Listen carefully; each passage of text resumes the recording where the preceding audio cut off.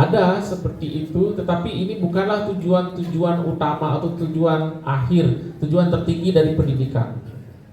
Education goes throughout our lives. Pendidikan itu berlangsung sepanjang hidup kita. Saat anak baru lahir, dia sudah dididik oleh ibunya. Then later on, by his father. Dan sesudah itu, dia kemudian juga dididik oleh ayahnya. And then after that, then by his teachers. Dan setelah itu, anak kemudian dididik oleh guru-gurunya. And then later on, he becomes the mother or the father.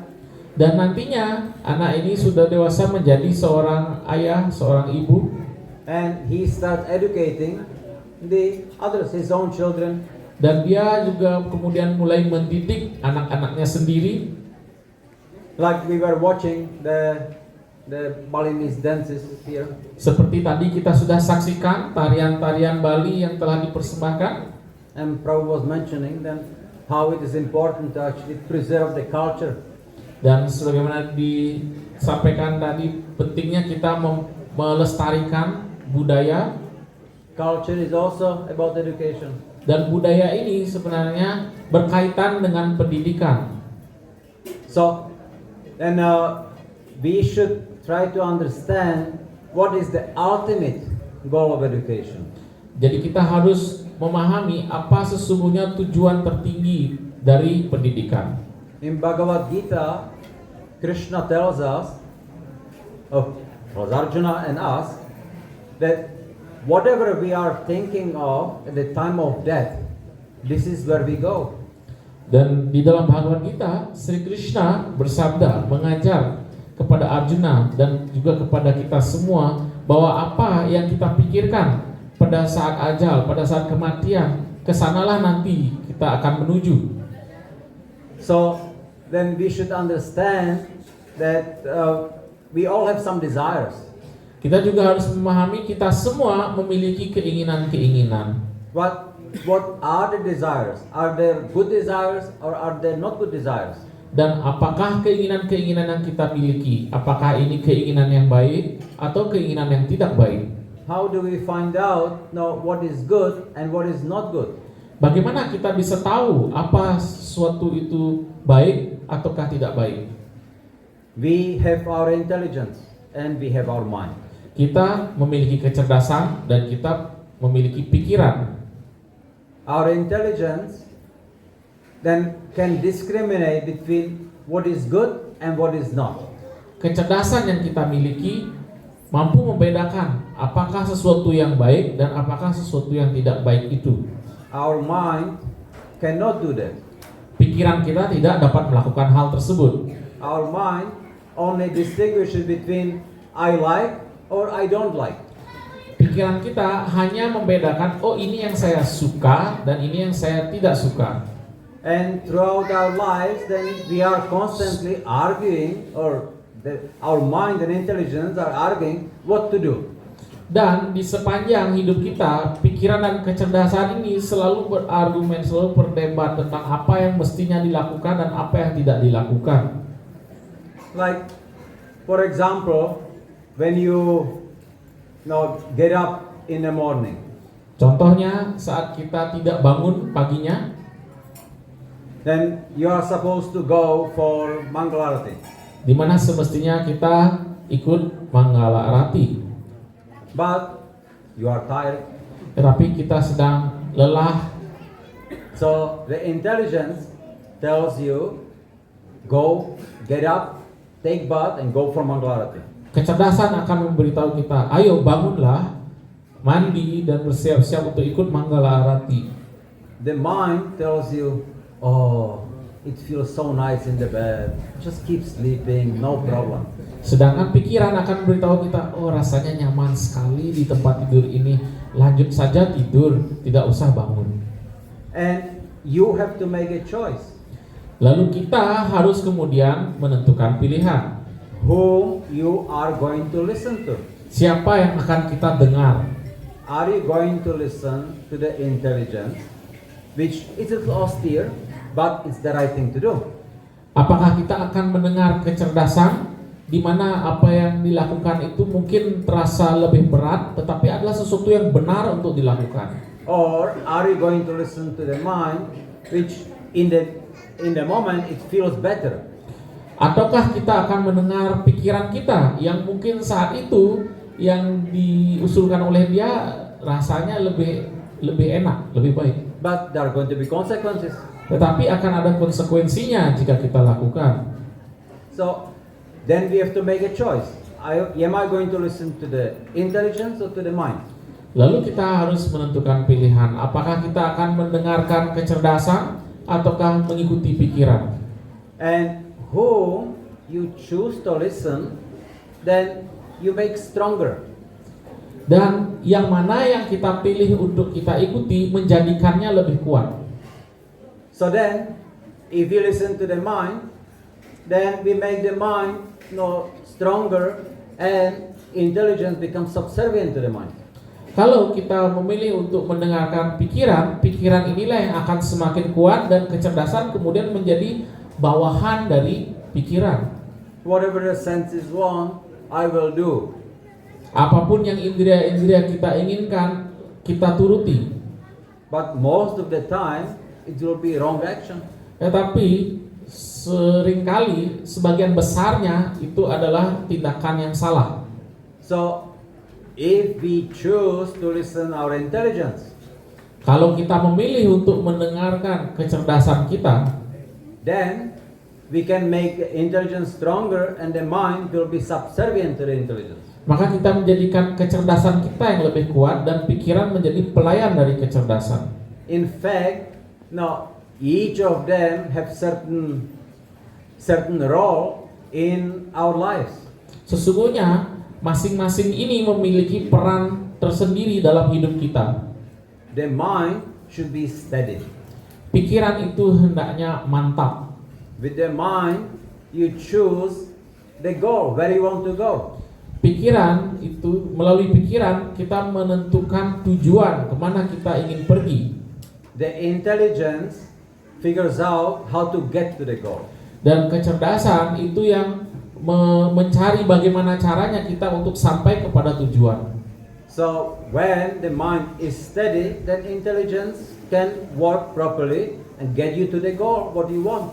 Kalau pikiran itu mantap, maka kecerdasan akan bisa bekerja dengan baik, membantu kita bagaimana kita mencapai kepada tujuan kita. If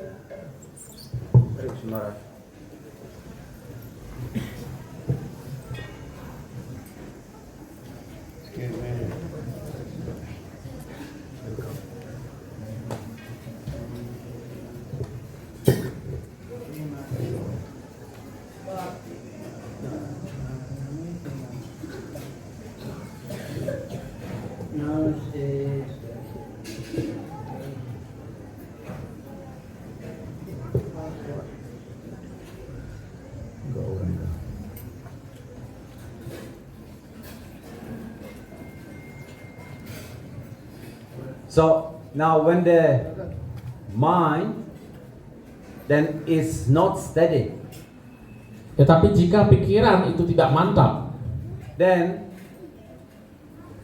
the goal which the intelligence is trying to achieve changes. maka tujuan yang berusaha dibantu dicapai atas bantuan dari kecerdasan itu berubah-ubah. It's like if you want to go somewhere, Seperti contohnya jika kita ingin ke suatu tempat, then maybe you say, okay, I want to go to Denpasar. contohnya kita berpikir, oh saya ingin pergi ke Denpasar. So you sit in the bus and then you are going to Denpasar. Lalu kita duduk di bus dan diantarkan ke Denpasar. And on the way, you say, no, I don't like it there. I want to go to Singaraja. Tetapi dalam perjalanan kita kemudian mengatakan, oh saya tidak suka ke Denpasar, saya ke Singaraja saja. But the bus is taking you to the Denpasar. Tetapi bus ini sedang mengantar kita ke Denpasar. So then the intelligence becomes crazy.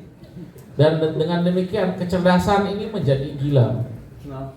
Not able to understand what to do. Tidak bisa memahami apa yang semestinya dilakukan. Because the mind is chanchala. Karena pikiran itu cancala. It's due to the conditioning. Ini adalah karena suatu bentukan. Bhaktivinoda Thakur in his song Sharanagati, Srila Bhaktivinoda Thakur dalam karya beliau Sharanagati, then he tells us that we should beat the mind. beliau menyatakan kepada kita bahwa kita harus mengalahkan, menaklukkan pikiran itu. In the morning, we should beat it with the broom. Di pagi harinya kita pukuli pikiran itu dengan sapu, And in the evening, with the shoe. dan di malam harinya dengan sepatu. That means we should not become servant of our mind. Maknanya adalah bahwa kita janganlah menjadi pelayan dari pikiran kita. But we are, Tetapi saat ini kita adalah pelayan pikiran. because of our conditioning. Karena bagaimana kita terbentuk seperti ini. So the process of devotional service, Jadi proses pelayanan bakti, Vaidhi Sadhana Bhakti, yaitu Vaidhi Sadhana Bhakti, it leads us to how we can get above this conditioning. ini adalah untuk mengantarkan kita bagaimana kita bisa melampaui bagaimana bentukan kita sebelumnya atau bagaimana kita dipengaruhi sebelumnya. Our conditioning is due to our anarthas. Jadi bagaimana bentukan kita ini dikarenakan oleh anartha. The anartha is called Papa Bija, or the seed of sinful desires. Anartha ini disebut sebagai papa bija atau benih dari keinginan-keinginan berdosa. They are present now in our heart from previous activities, previous lifetimes. Dan sudah ada di dalam hati kita tersimpan ini dari kehidupan sebelumnya, dari kegiatan-kegiatan sebelumnya. And they are the cause of us acting wrongly in different situations. Dan papa bija inilah penyebab kita bertindak yang salah dalam berbagai keadaan. Like in the morning, now we want to sit down and chant japa, very with focus. Misalnya pada pagi hari kita duduk untuk mengucapkan japa kita tapi tidak dengan fokus. But as soon as we sit down, then suddenly just fall asleep. Saat kita mulai duduk untuk berjapa, tahu-taunya sudah kita ketiduran. Or start thinking about some nonsense. Atau mulai memikirkan hal-hal yang omong kosong. And the chanting becomes just mechanical. Lalu pengucapan japa itu menjadi hanya secara mekanis. This is due to the anarthas, our conditioning. Ini adalah dikarenakan anartha kita, bagaimana pengaruh-pengaruh yang telah kita dapatkan sebelumnya. And because of that, so many activities we cannot do properly. Dan karena inilah begitu banyak kegiatan yang tidak bisa kita lakukan dengan benar. So in the process of the Vaidhi Sadhana Bhakti, Jadi dalam proses Vaidhi Sadhana Bhakti, then the devotee, if he practices properly, then he comes to the stage of anartha nivritti. seorang penyembah yang mempraktekkan dengan benar Vaidhi Sadhana Bhakti ini akan kemudian maju ke tingkat anartha nivritti. That's when most of the anarthas are gone from the heart. Ini adalah tahapan di mana sebagian besar anartha telah disingkirkan dari dalam hati. And then the influence of the mind on the intelligence becomes very minimal. Dan pada tahap ini pengaruh dari pikiran terhadap kecerdasan kita menjadi begitu kecil. And then the devotee can become nishtha, he can become steady. Dan setelah itu seorang penyembah akan menjadi nishtha, dia menjadi mantap. And then from that point, the devotional service, devotional activities progress can become very fast. Dan mulai dari titik itu tingkat kemajuan dari seorang penyembah itu, laju kemajuannya menjadi sangat cepat. And we all know how difficult it is to overcome our conditionings. Dan kita semua menyadari, mengetahui bagaimana sulitnya kita mengatasi keterikatan atau bentukan atau pengaruh-pengaruh sebelumnya yang ada pada diri kita. Because the anarthas are very deep rooted. Karena anartha-anartha ini telah mengakar sangat dalam. We are very attached to them. Dan kita sangat terikat padanya. In fact, we don't want to let them go because we are attached. Jadi sesungguhnya kita tidak ingin melepaskannya karena kita begitu terikat padanya. So then for the children, they also have anarthas from the previous life. Dan bagi anak-anak, mereka pun memiliki anartha dari kehidupan sebelumnya. But they still did not experience the anarthas there, and therefore they are not attached to them. Mereka belum sepenuhnya merasakan anartha tersebut, mengalami anartha tersebut, sehingga belum benar-benar terikat kepadanya. So the purpose of education is to help them to remove the anarthas before they get to experience them. Jadi tujuan dari pendidikan adalah bagaimana kita menyingkirkan anartha tersebut sebelum anak-anak tersebut benar-benar mengalaminya. And this is possible by the process of devotional service. Dan ini hanya dimungkinkan melalui proses pelayanan bakti. So when children are exposed to devotional activities, Jadi ketika anak-anak telah diperkenalkan kepada kegiatan pelayanan bakti, then they may develop attachment for these activities, attachment for Krishna. anak-anak akan mengembangkan keterikatan kepada kegiatan-kegiatan ini dan mengembangkan keterikatan pada Krishna. Chanting of the holy name, Keterikatan pada pengucapan nama suci, serving Archa Vigraha. keterikatan pada pelayanan atau pemujaan arca. And that way, because of not attachment of the anarthas, the process of devotional service can remove the anarthas seamlessly. Dan karena itu melalui pelayanan bakti, dikarenakan tidak sebelumnya terikat pada anartha-anartha ini, maka proses untuk menghilangkan atau menyingkirkan anartha ini menjadi lebih mudah. Now, when we don't do that, and you let the kids, when they grow up, naturally they start to be attached to certain activities. Sedangkan jika kita biarkan, sedangkan anak-anak itu secara alami saat mereka bertumbuh, mereka akan mulai terikat pada suatu jenis kegiatan. Watching some movies or sex or whatever it is, they become attached to it. Menonton film atau kegiatan yang lainnya yang tidak wajar seperti seks dan sebagainya, anak-anak kemudian akan terikat kepada hal itu. Once they become attached, then it's very difficult to get rid of the anarthas. Dan saat sudah mulai ada keterikatan itu, maka sangat sulit kemudian menyingkirkan anartha tersebut. Therefore, our help to the children is following the advice of Prahlad Maharaj. Dan karena itu bagaimana kita membantu anak-anak adalah bagaimana dengan mengikuti ajaran dari Prahlad Maharaj. To expose the children to devotional activities from the very beginning of life.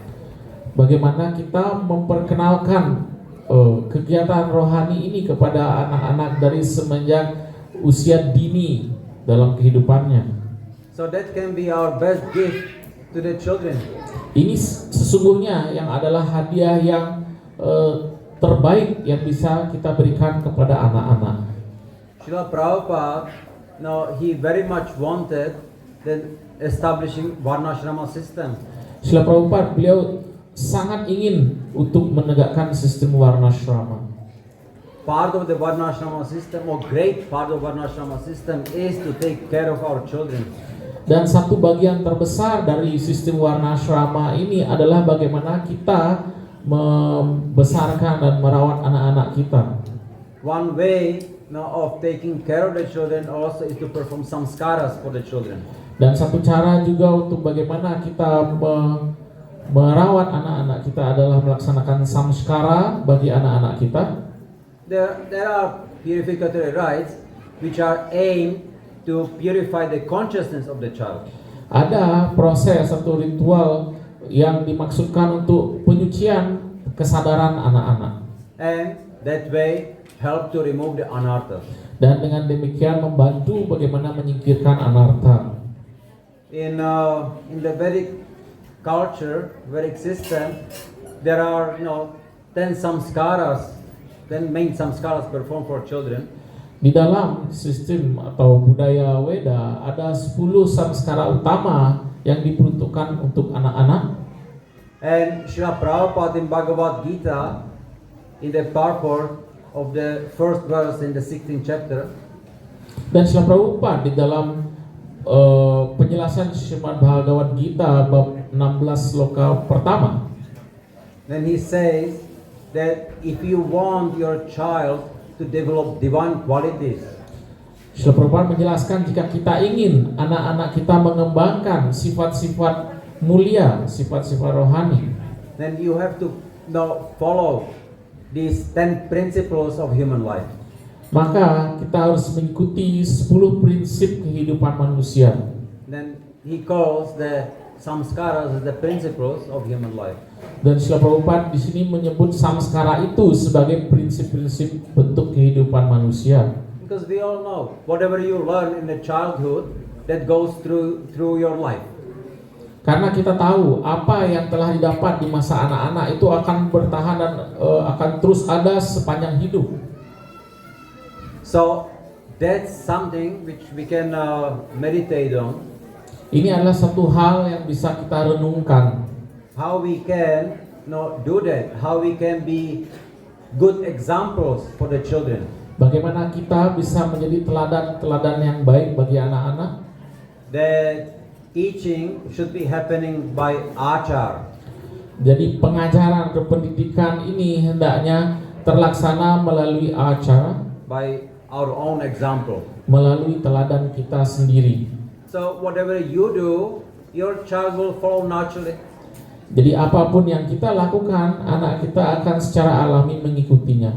So if you are trying to do your best to make the right choices, Jadi kalau kita sendiri berusaha sebaik-baiknya untuk bisa menentukan pilihan yang tepat, then your child also will have less difficulty to choose the right thing.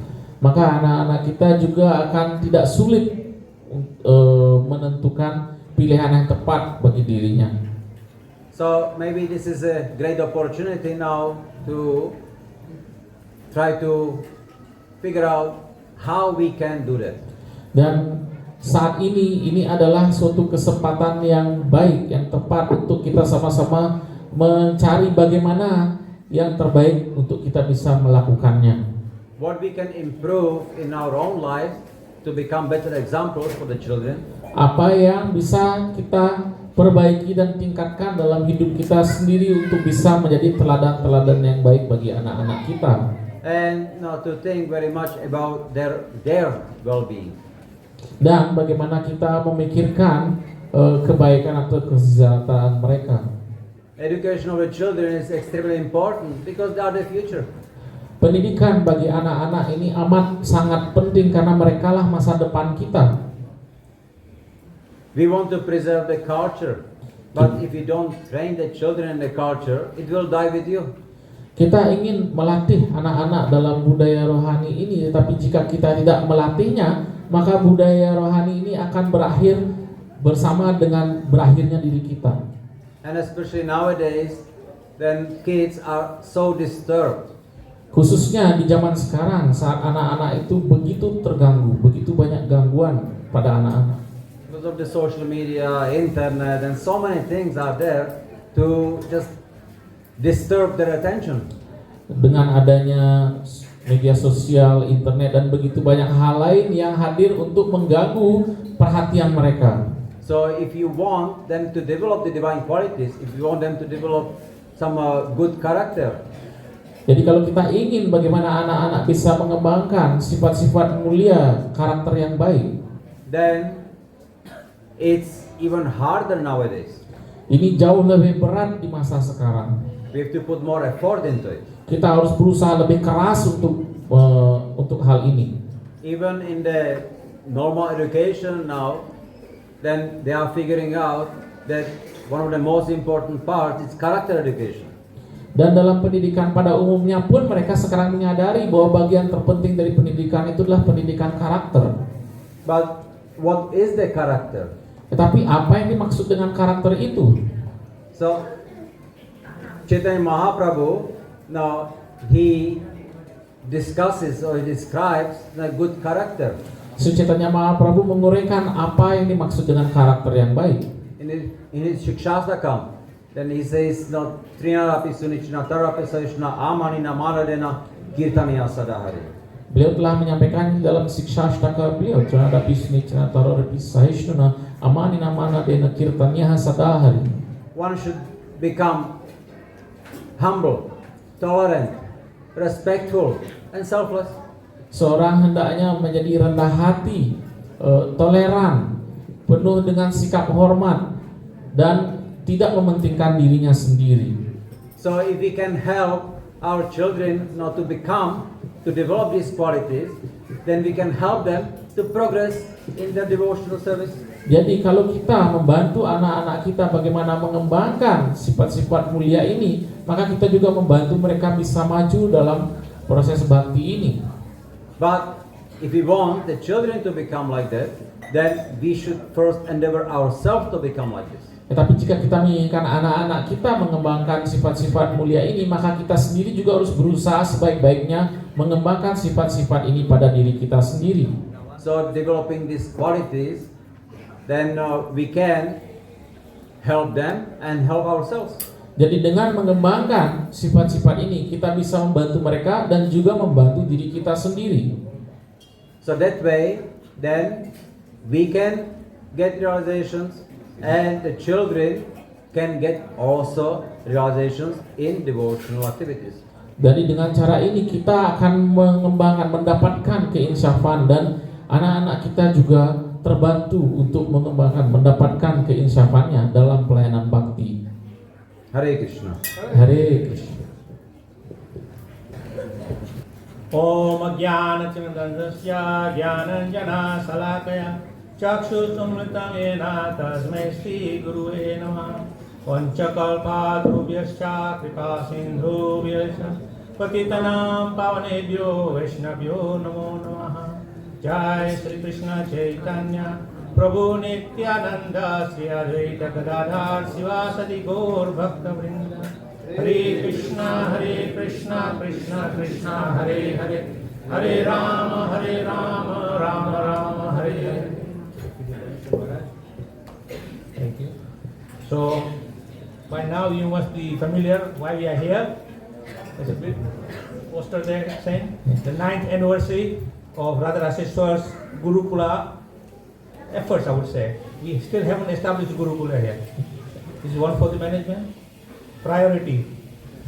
Jadi sebagaimana sekarang pasti Prabu dan Mataji sudah tahu ulang tahun yang ke-9 dari Gurukula Shishya Radha Raseshwara. Walaupun sesungguhnya jika dalam definisi Gurukula masih belum, kita masih punya tugas besar benar-benar memulai Gurukula yang sesungguhnya itu. So we are actually very fortunate that somehow, by the mercy of Srila Prabhupada and of course Krishna along with him, that we came to Krishna consciousness. Kita semua sangat beruntung atas karunia Srila Prabhupada dan atas karunia Sri Krishna melalui Srila Prabhupada. Kita sekarang berada di dalam kesadaran Krishna. And those who are preachers, they know it's very difficult to convince someone to become Krishna conscious. Dan bagi Prabu dan Mataji yang mengajarkan, tentu sudah tahu bagaimana sulitnya meyakinkan seseorang tentang kesadaran Krishna ini. But we are also very fortunate by our International Society for Krishna Consciousness has established so much facilities to impart Krishna consciousness to everyone, including children.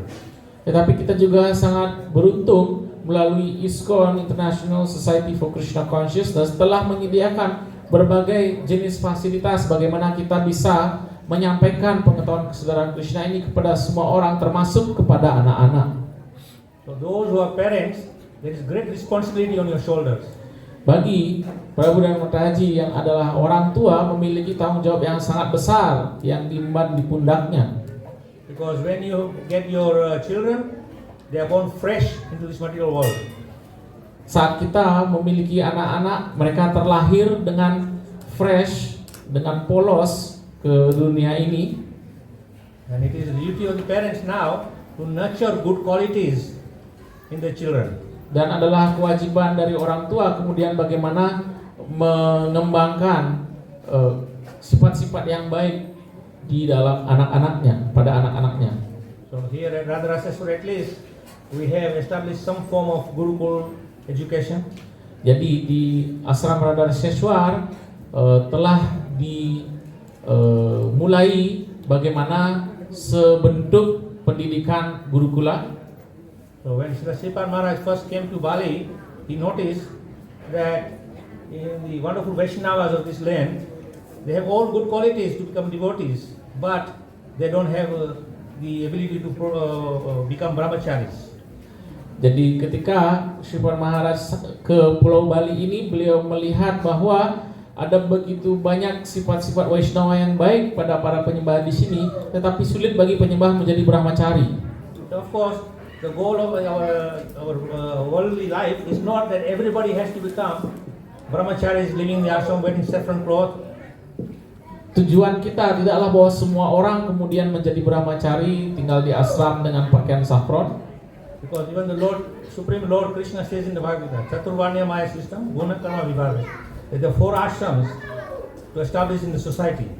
Karena Sri Krishna sendiri bersabda dalam Bhagavad Gita, Chaturvarnya Maya System Guna Karma Vibhaga Saha, bahwa 4 ashram ini dari beliau adalah bagaimana untuk ditegakkan di dalam masyarakat. So if you have a successful brahmachari education, then to become a good grihastha is very easy. Kalau kita memiliki suatu pendidikan brahmachari yang baik, itu sukses kita lakukan, maka akan sangat mudah menjadi grihastha yang baik. So Srila Sripad, when he came, he saw that a lot of devotees, they are very enthusiastic to become householders. Dan ketika Sripad Maharaj sampai di Bali, beliau melihat begitu banyak penyembah yang bersemangat untuk menjadi grihastha. And after becoming householders, you produce many babies. Setelah banyak yang jadi grihastha, ada banyak bayi. Now there's no problem producing babies. Ini tidak masalah, ada banyak bayi yang dihasilkan. But the important point is what quality of babies you produce. Yang penting adalah kualitas bayi yang dihasilkan seperti apa. So from my own personal experience, when I was a young man, I was thinking life is wonderful, this life is great, enjoy. Jadi dari pengalaman saya pribadi ketika masih muda, saya merasa hidup ini begitu indah, begitu baik, dan ini adalah waktunya kita nikmati. Now I'm officially a senior citizen. Dan sekarang saya adalah secara resmi warga negara yang sudah lansia. And of course senior citizen means you're old. Jadi senior, warga negara senior yang artinya adalah sudah usia lanjut. But nobody likes to be called old. Tapi tidak ada yang suka dipanggil sudah tua. But if you call them nicely, you're a senior citizen, they feel, I'm a senior citizen. Jadi untuk memperhalus sebutannya tidak disebut orang tua, disebutnya adalah warga negara senior. And as you becoming more and more senior by age, what happens? Dan semakin kita senior secara usia, apa yang terjadi? Krishna says, Jara and Vyadi. Old age and disease comes with it.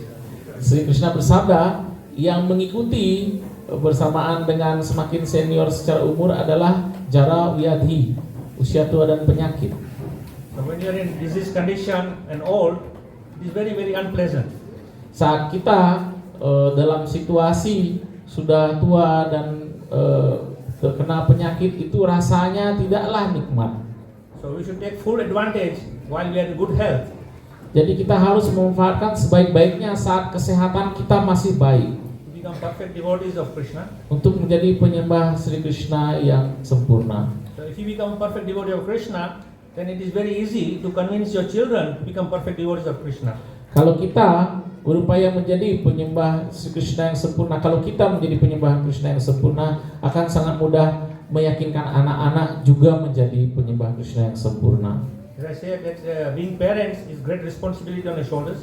Seperti tadi disampaikan, menjadi orang tua itu adalah suatu beban tanggung jawab di pundak kita, tanggung jawab yang sangat besar. But even then, a greater responsibility is placed on you is that you train your children to become first-class Vaishnavas. Jadi tanggung jawab besar itu adalah yang utama, bagaimana melatih, membimbing anak-anak kita menjadi Vaishnava kelas 1. Because we are here today, gone tomorrow. Karena kita hari ini ada di sini, esok kita mungkin tidak di sini lagi. But if you want to live a healthy ISKCON, then this generation of young students is the future of ISKCON. Kalau kita ingin meninggalkan ISKCON yang sehat, yang kuat, maka bagaimana kita mewariskan, memiliki generasi berikutnya untuk ISKCON ini yang kuat. Of course, Srila Prabhupada was very much interested, along with establishing Krishna consciousness, establishing gurukuls. Dan Srila Prabhupada, beliau sangat berminat, selain bagaimana beliau mendirikan dan menguatkan ISKCON, adalah bagaimana mendirikan gurukula. So there is that very famous picture of Srila Prabhupada sitting with young boys, teaching them how to write Sanskrit. Jadi ada satu foto yang sangat terkenal bagaimana Srila Prabhupada duduk bersama seorang anak, mengajari anak ini bagaimana menulis Sanskrit. So of course, you don't need to know Sanskrit to become a good devotee.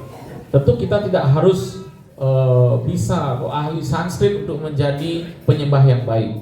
Bottom line is that whatever language you speak and understand, you use that to understand the process of bhakti.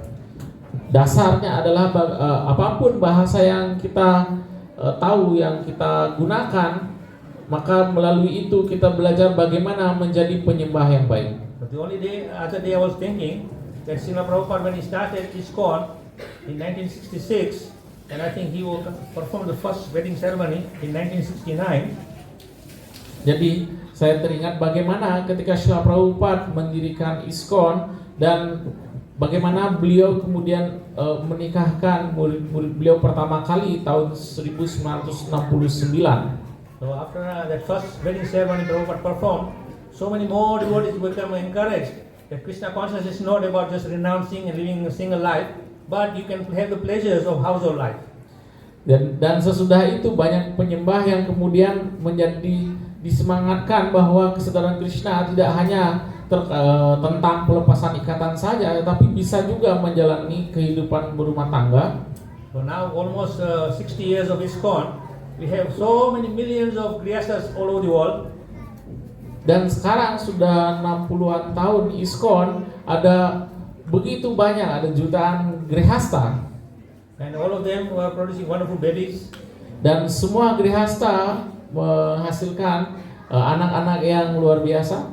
But if you look at ISKCON today, if we followed Prabhupada's instructions, then we would have a very dynamic generations of Vaishnavas born in Krishna consciousness and become very enthusiastic preachers and upholding the flag of Sri Chaitanya Mahaprabhu. Tetapi kalau kita lihat ISKCON saat ini, seandainya benar-benar menjalankan apa yang diinginkan oleh Srila Prabhupada, maka kita akan melihat bagaimana ada generasi muda yang jumlahnya sangat besar, yang begitu dinamis, yang akan dengan penuh semangat membawa panji-panji ISKCON, membawa panji-panji Srila Prabhupada. So if you make a survey of how many children were born from 1969 to 2026 to the devotee families, those who would by now they would be at least in mature age, how many of them you see around in ISKCON? Tapi kalau kita melakukan survei dari tahun 69 hingga saat ini, berapa banyak ada anak-anak yang terlahir di dalam keluarga penyembah, berapa banyak kemudian yang kita bisa lihat masih ada di sini bersama kita dalam kesadaran Krishna. In my own experience, I see wonderful children like this. In this age, they are quite enthusiastic to perform dance, kirtan, come to temple. Dalam pengalaman saya pribadi melihat anak-anak seumur ini masih semangat-semangatnya seperti tadi belajar menari, persembahkan tarian, ikut kirtan, ikut kegiatan di temple. As soon as they become 16 years plus, or become adolescents, they don't want to know bhakti. Begitu mereka kemudian mulai berumur 16 tahun ke atas, mereka kemudian tidak ingin tahu dan tidak ingin ada urusan dengan bhakti. They develop independent desires other than becoming a Krishna devotee. Mereka kemudian mengembangkan keinginan-keinginan independen yang berbeda atau terpisah dari bakti. So young children, they're still depending on you, so they will listen to you. Anak-anak kecil mereka masih bergantung kepada kita sehingga mereka akan mendengarkan kita. When they become young adults, they become independent. Ketika mereka menjadi usia dewasa muda, mereka mulai independen. So they don't depend on the parents anymore. They depend on their own intelligence. Mereka tidak lagi bergantung kepada orang tuanya, mereka bergantung kepada kecerdasan mereka sendiri. And then they develop so many desires that they run away from Krishna. Mereka kemudian mengembangkan begitu banyak keinginan hingga mereka berlari menjauh dari Krishna. Now, of course, if we give good training from the very beginning of their life, then they will develop happy experience in Krishna consciousness. Jika mereka mendapatkan training, pendidikan, pelatihan yang baik dari awal hidupnya dan kemudian mereka memiliki suatu pengalaman yang baik, suatu pengalaman yang bahagia dalam kesadaran Krishna. So it is our responsibility and duty to bring our children and make them get a good experience in Krishna consciousness. Jadi ini adalah tanggung jawab dan kewajiban kita bagaimana anak-anak bisa merasakan suatu pengalaman yang berbahagia dalam kesadaran Krishna. So when they get good experience and happiness in Krishna consciousness, then they will never leave Krishna consciousness. Ketika mereka merasakan suatu pengalaman yang menyenangkan dan membahagiakan dalam kesadaran Krishna, maka mereka tidak akan pernah meninggalkan kesadaran Krishna. But if they don't find happiness here, they will go looking for happiness somewhere else. Kalau mereka tidak menemukan kebahagiaan di sini, mereka akan mencari kebahagiaan di tempat lain. So it is very, very important responsibility we have for ourselves and our next generation. Jadi ini merupakan suatu tanggung jawab yang sangat penting yang kita miliki bagi diri kita sendiri dan bagi generasi berikutnya. So we have to develop everything possible to give them a wonderful experience when they come to temple. Jadi kita hendaknya berupaya mengatur sedemikian rupa agar anak-anak mendapatkan suatu pengalaman yang membahagiakan saat mereka datang ke temple. Also, we don't only have Radha Raseshwar here, but we have in Denpasar, Jagannath Gauranga Ashram, we have in Kulungkung, Kuj Bihari Ashram, then we have in Baha, Gopinath and Radha Madhava, and of course now in Singaraja and Nagara, we are spreading around. Now, everywhere there are Grihastha devotees having wonderful children. Tentu tidak hanya ada ashram Radha Raseshwara saja, ada ashram Radha Madhava, ada Kunja Vihari, ada Jagannath Gauranga, ada Radha Gopinath, ada Radha Vrindavan Chandra, ada juga ashram di negara kita sedang berkembang seperti ini. So, my humble request to all the parents, whether they are attached to this temple or any temple, is not important. But important is that at least once a month, you bring all your children in one place. Jadi di setiap tempat itu ada banyak grihasta dan memiliki banyak anak-anak. Jadi permohonan saya adalah bahwa paling tidak sebulan sekali berkumpullah, ajak semua anak-anak berkumpul bersama-sama di satu tempat. So wherever you gather together, all the children from all different ashrams, they will make friendship with each other. Jadi ketika sudah berkumpul bersama-sama, di mana anak-anak dari semua ashram berkumpul bersama-sama, mereka akan berkumpul dan mereka akan berkenalan, mereka akan membangun pertemanan di antara mereka. So when they have so many wonderful friends as devotees from different parts of Bali, saat mereka memiliki begitu banyak teman-teman yang baik, teman-teman yang luar biasa dari berbagai tempat dari seluruh Bali, that once a month gathering of chanting together, taking prasadam together, and developing friendship, that way they will be happy within the Krishna conscious family. Jadi dengan kita bisa melakukan kegiatan yang menyenangkan bersama seperti ini, di mana anak-anak semua berkumpul dari seluruh Bali untuk bisa menyanyikan nama suci bersama-sama, melakukan kegiatan rohani bersama-sama, persad bersama-sama seperti itu, mereka akan memiliki suatu pengalaman membahagiakan menjadi penyembah. When you have a higher quality of friendship within ISKCON family, saat kita memiliki suatu kualitas pertemanan yang tinggi, yang lebih baik di dalam keluarga besar ISKCON, then you will not go looking for friendship outside. kita tidak akan pergi kemana-mana keluar mencari pertemanan. Because if you are unfortunate and you go take association from outside world, they are not brought up with bhakti in their hearts. Kalau kita kurang beruntung lalu mencari pertemanan itu di luar dari pergaulan penyembah yang lain, itu dia tidaklah dibesarkan dengan bakti di dalam hatinya. So if they remain in a good association, then they will feel happy and comfortable, and their bhakti will go all the way in the moment they leave this material world. Jadi kalau mereka bisa tetap berada di dalam pergaulan yang baik dalam kesadaran Krishna, maka baktinya itu akan terus berlanjut sepanjang hidupnya. So this is not just the duty of different temple management, but it's the duty of all parents.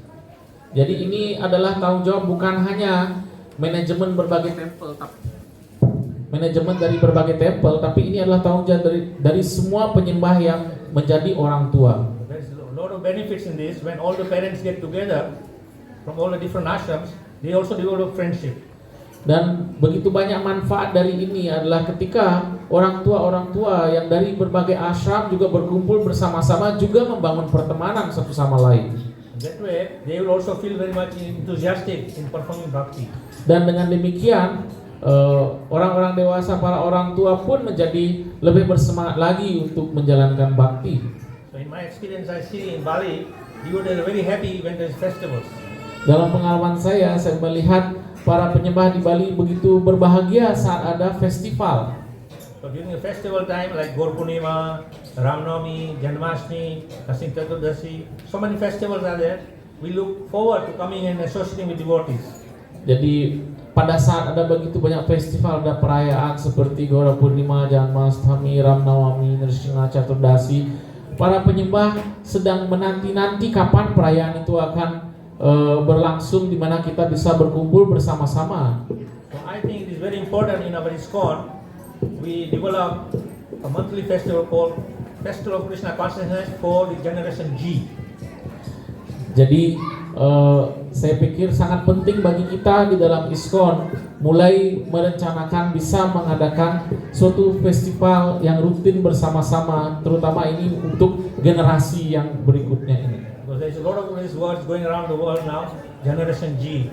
But their only business is to protest and fight. Ya, jadi begitu banyak sekarang ada wacana tentang Gen Z ya, dan yang nampak di situ adalah selalu yang ditonjolkan, oh Gen Z ini adalah tukang protes dan sebagainya. So just like everywhere in each country, they are patriotic about their own country. When the Independence Day is there or some special celebration, you come with the flag of your country with pride. You hold the flag up. Seperti di setiap negara itu biasanya ada suatu hari-hari besar kenegaraan seperti peringatan kemerdekaan dan sebagainya, di mana orang-orang bersemangat berkumpul dan mengangkat bendera tinggi-tinggi. So in our celebrations, we take a flag of Krishna. Jadi pada perayaan kita mengangkat bendera Krishna. And very openly, with great pride, says, yes, I'm a Krishna devotee. Dan dengan kebanggaan kita bisa menyatakan, ya kami adalah para penyembah Krishna. So when we boldly declare to the whole world, I am a Krishna devotee. Jadi bagaimana kita bisa dengan tegas menyatakan, ya saya adalah penyembah Krishna, And Krishna will feel very happy. Sri Krishna akan merasa sangat bahagia. Because from the Bhagavad Gita we understand that Krishna comes millennium after millennium to reestablish Dharma. Karena di dalam Bhagavad Gita kita tahu bagaimana Sri Krishna bersabda, beliau datang pada setiap zaman untuk menegakkan Dharma. So if Krishna says the living entities of this material world are very proud to be devotees of Krishna, then he is saying my mission is successful. Jadi ketika Sri Krishna melihat bagaimana roh-roh yang ada di dunia material ini semuanya begitu bahagia dengan menjadi penyembah Sri Krishna, maka beliau telah melaksanakan misi beliau. So the real definition of bhakti is that every activity you perform, you should think in your consciousness and develop this, is this pleasing Krishna? Jadi dasarnya dari bhakti adalah bahwa segala sesuatu yang kita lakukan kita harus berpikir apakah hal ini memuaskan Krishna. If it's not pleasing Krishna, then don't do it. Kalau suatu hal ini tidak memuaskan Krishna, maka hal itu tidak kita lakukan. So think all the time. Whatever I do, whatever I eat, wherever I go, is this making Krishna happy? Inilah yang harus selalu kita pertimbangkan, yang kita pikirkan dalam apapun yang kita lakukan, apapun yang kita makan dan sebagainya, apapun yang kita persembahkan, apakah ini memuaskan Krishna? And automatically you become Krishna conscious. Dengan sendirinya kita menjadi sadar Krishna. So every moment you are thinking of Krishna. Karena setiap saat kita berpikir tentang Krishna. So in English there is a saying, out of sight, out of mind. Di dalam bahasa Inggris ada suatu ungkapan, out of sight artinya sudah di luar pandangan, maka out of mind, sudah di luar pikiran pula. So don't take Krishna out of mind, keep it in your mind. Jadi dengan demikian janganlah mengeluarkan Krishna dari pikiran kita, selalu jaga agar Sri Krishna ada dalam pikiran kita. So I'll stop here. Thank you very much for your time. Jadi Maharaj akhiri sampai di sini. Terima kasih atas waktunya. Hare Krishna. Hare Krishna.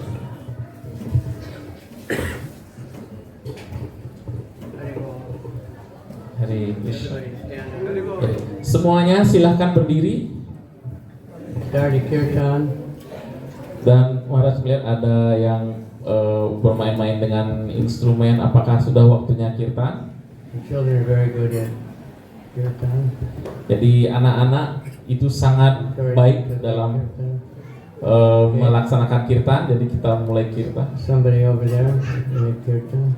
Siapa di antara anak-anak bisa mulai memimpin kirtan? Everybody hands up. Semuanya angkat tangannya Stand on your tippy toes. dan kemudian berjinjit. Kita semua berjinjit. Stretch up, try to touch the sky. Kita merentangkan badan Hare tubuh. Krishna, Hare Krishna. Krishna, Krishna, Hare Hare. Okay, now kirtan, somebody. Let's go. Silahkan anak-anak mulai pimpin kirtan. Krishna ji, Hari Bol anak-anak kemana nih? Kata lari semua. Sri Ayo Krishna Chaitanya. One of the children, come on. Ayo salah satu dia. Come on. They're all kirtan. Okay, give it to ladies then. Ya sudah ya. Okay. No, start with Sri Krishna Chaitanya. Shri Krishna Chaitanya Prabhu Nityananda Shri Advaita Gadadhar Srivasadi Gaur Bhakta-vrinda. Jaya Sri Krishna Chaitanya Prabhu Nityananda Sri Advaita Gadadhar Srivasadi Gaura Bhakta-vrinda.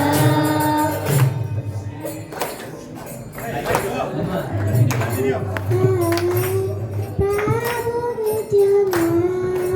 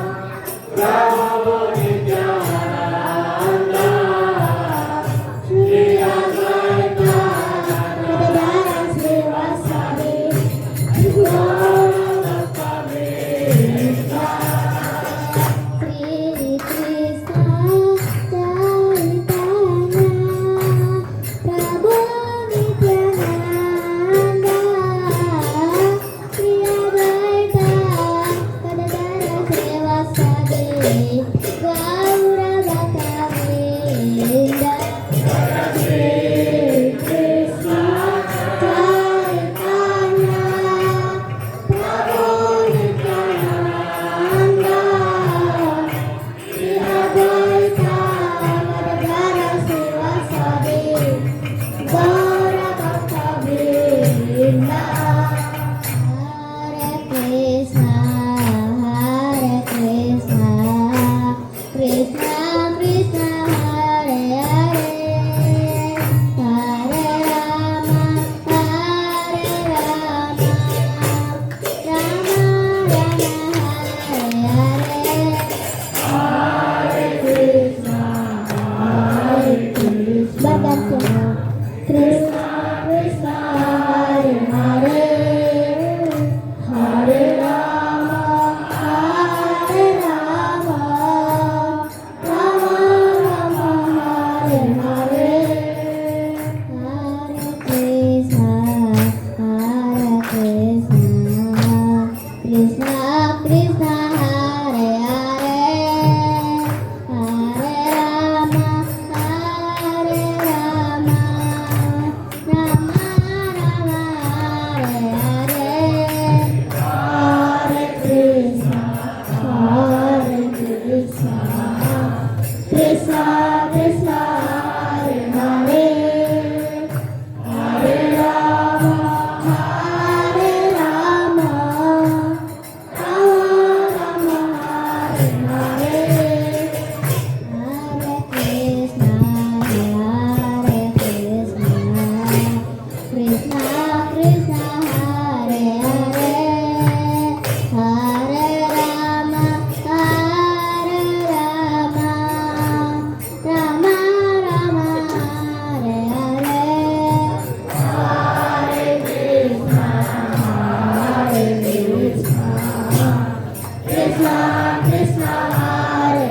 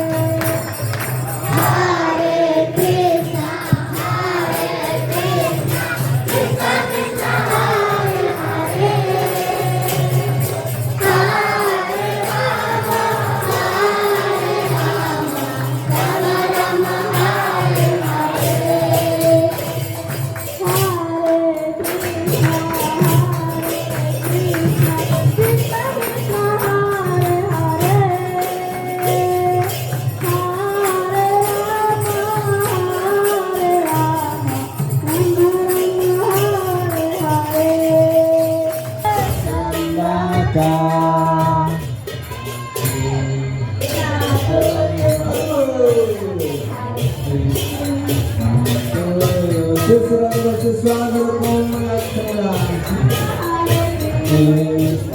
Hare Krishna to you. Krishna to you.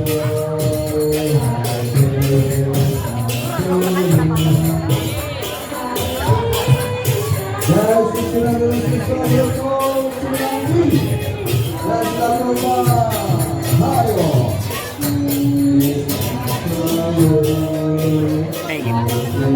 Krishna.